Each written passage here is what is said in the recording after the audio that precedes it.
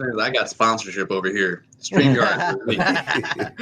I'm going to meet this side. I wonder if I can actually hold on one second. I'm just gonna try something real quick. I got Larry King in there now. That's good. That Duck and Larry are talking. Two professionals right there. Quack, quack. You know what I'm saying? Tell me more about this quack. But for real, though, I love Larry King, dude. I always talk about him, but I can't help it. I really do love Larry King. Who's your favorite broadcaster? Who's out there who inspired you to get into this game? All right. So I am bad because I didn't pay attention to those types of things. If it was outside of like hip hop, you know what I mean?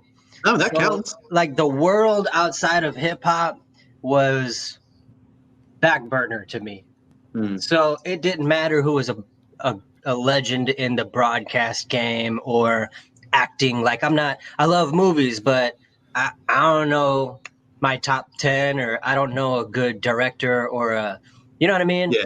Like it wasn't your focus. You were very focused on hip hop. I was very much a beat nut, right? So I have those types of things for producers and rappers, and I have my opinions on the game and the business of the music industry and creatives and branding and all that bullshit. But outside of that, I'm like, duh. Like, did Puff Daddy broadcast anything? Because my answer is Puff Daddy to all questions. So that's awesome. Wait, is that your dude? Is Puff Daddy your dude? I believe that's true, right? Oh yeah. Yeah, I thought so. Yeah. Sean Combs is my spirit animal for sure. Yeah, that's cool, man. Yeah.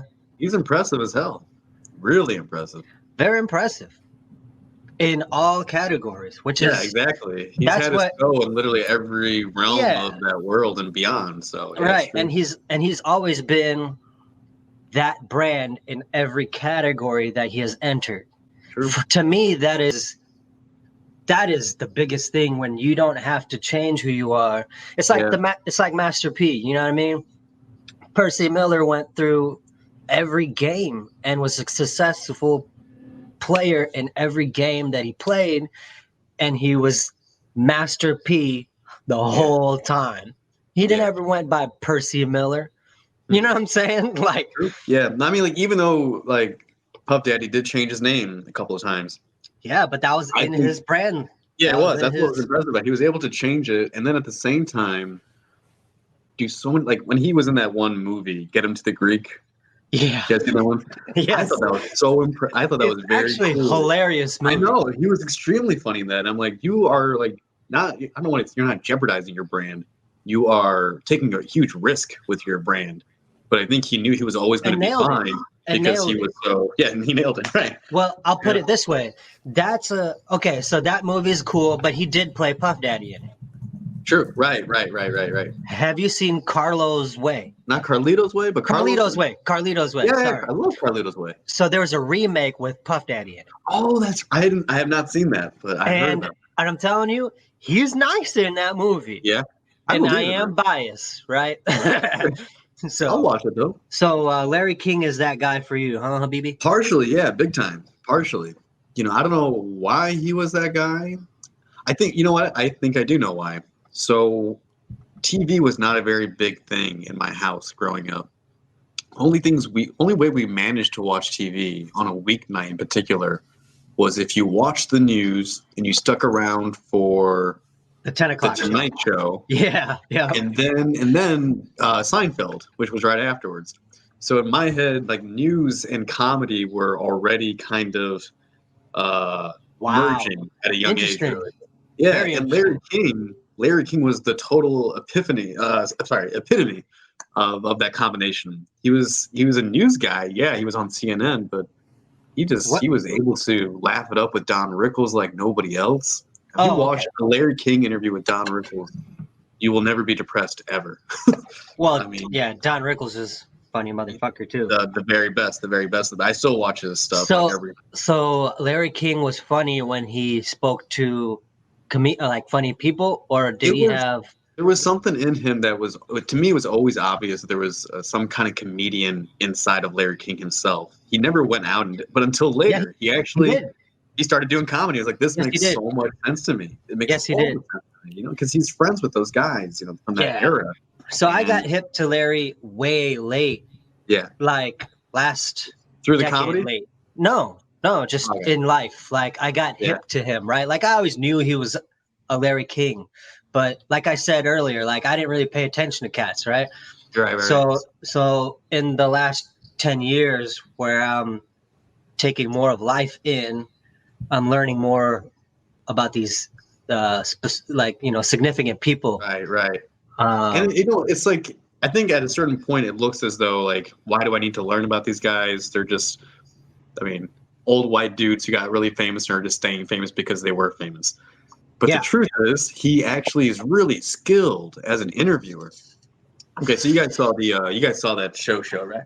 Yeah, I saw the show. Okay, so you know he's in it. He's Larry King's in it. Yes. So all of his audio clips, I had to listen to. I shouldn't say I had to. I was privileged to listen to like hours and hours of interviews of his, which I had already been doing before, but now I was really, really paying attention to pick up the right stuff. And cool thing about the dude is, it was actually kind of hard to find clips where he was talking about anything personal. He's so into his guests. He never ever says too much about himself at all. He doesn't interject himself too much into stories either. He just lets his guest roll. Brilliant. All the questions are centered on them and never turns around to, and that reminds me when I was a kid back in Brooklyn, and none of that stuff. Not even once. And the guy has probably millions of stories to tell, you know. And later on we learned that he did some of my favorite interviews were the ones he did with Regis Philbin, who just passed away recently. R.I.P. I know, man. He was amazing. What a nice guy, man. He was such a genuine dude. And an incredibly good sport, you know. And coming from that era where it was like you have to be a tough guy, Regis Philbin was that dude where he was just like, I'm going to be the butt of the joke. Go ahead and like tease me, you know. I'll go ahead and keep this thing going. And he never had that kind of like, you know, tough guy attitude. He never once had. Well, I mean, yeah. This got a big ding, ding, ding, ding, ding in my head about who I actually do love as a broadcaster is Sway Calloway, Sway in the Morning. Sway, bitch, you know who Sway is. Sway has provided me what Larry King has provided you in the last 20 years. Really? Sway, man. Sway. Show me something. Send me a link. Okay, I'll just so Sway, who had the dreads, but always covered it up with like the beanies dot cat and an MTV. Right. Well, I thought he was on E, right? He was on all of that. So a lot of people who aren't hip to Sway today think, "Oh my God, Sway! Well, I haven't heard from him in a long time." But but that was a white lady I was impersonating. But Sway has been providing me game on Sirius for years, for a decade, and even before that on his own shows, not even MTV related, not E related, his own shit. And I used to listen to him and Tech back in the day when they had a radio show in the 80s. So I'm just blurting this out because I had an aha moment. No shit. Sway has been my Larry King this whole time. I had no idea he'd been around that long, since the 80s. Oh my God.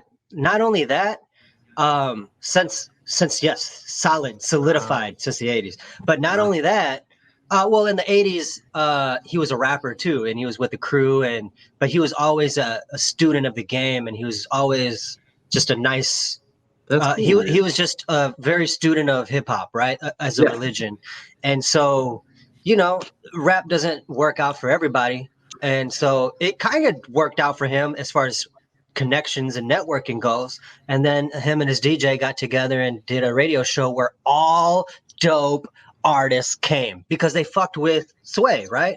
Yeah. It's like if I had a podcast and I invited all improvisers, you know what I mean? Like, I'd have the whole city come through as far as comedians go because they would fuck with me, right? Right.